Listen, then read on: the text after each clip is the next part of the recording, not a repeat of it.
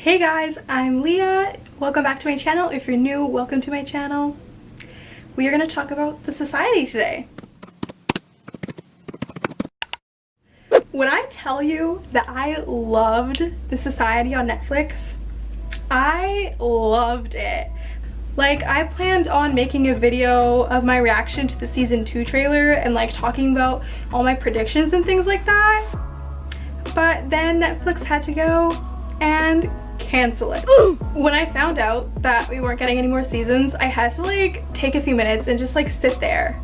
And honestly, I was in denial for a bit. I was like, wait, did I actually just read that? Like, is that real?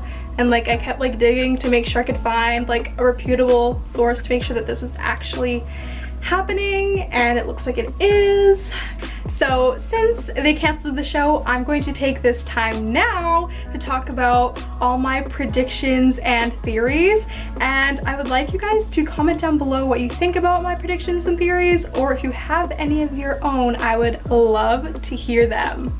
Or if you want to privately chat with me about it, you can just DM me on Instagram at leah.del. So first off, I think we probably all think this.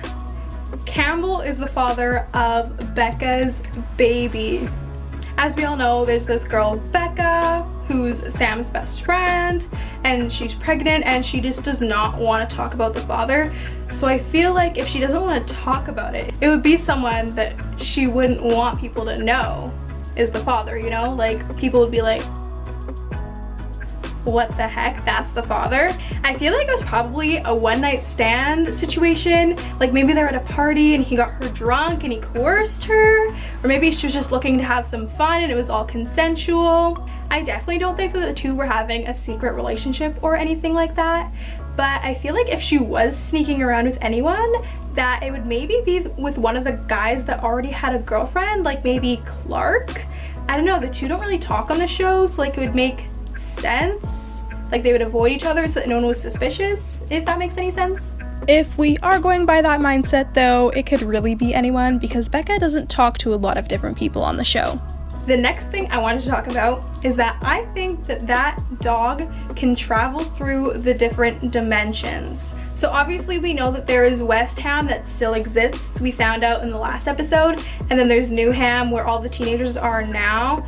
And so since the dog in the last episode we can see is in West Ham, I'm thinking that he can probably go back and forth between the dimensions. I feel like the group definitely would have figured out eventually that the dog could go between West Ham and New Ham, and they would have used that to their advantage and used the dog as like a messenger between the two worlds. Yeah.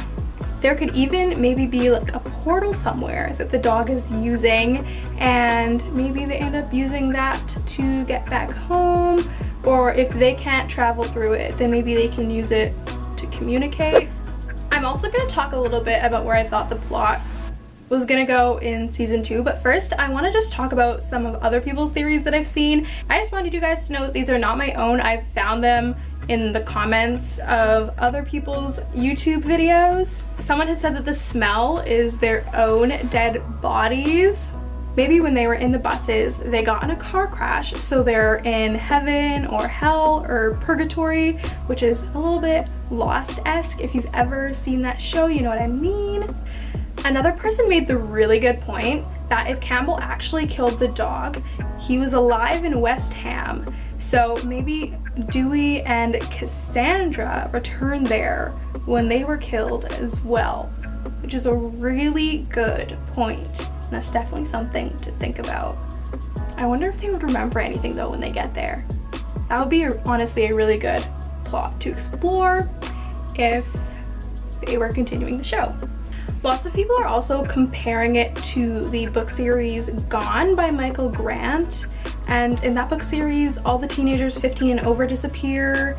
After reading through Wikipedia's webpage about it, there definitely are some similarities, but there's also some distinct differences. Like in the Gone series, the teenagers have superpowers. And so back to where I thought the plot was gonna go in season 2. For the coup d'etat situation, I feel like maybe Harry and Lexi would be in power for like a few weeks or maybe even a few months, but I feel like they would have a lot of issues that they would need to go to Allie and like ask for help or tips. I feel like maybe Allie would help them at first, but I feel like there's gonna be some big things obviously that they don't know what to do about, and I feel like the town would maybe demand that Allie goes back in power. Another theory I have is that maybe Luke will talk some sense into the rest of the guard, because obviously Luke is like wavering on the side of good and bad, and maybe eventually Luke and Helena will like rise up as kind of like the king and queen of Newham, because I feel like they would be a very good like middle ground between like Allie's rule and Harry and Lexi's rule. Either way, I feel like Harry and Lexi are not going to be in power for a very long time, and someone else is either going to step in or overthrow them. So those are all my little conspiracies and thoughts about the society. I would love to hear your ideas or what you think about my ideas. Thank you guys so much for watching, and I hope to see you in my next video. Bye!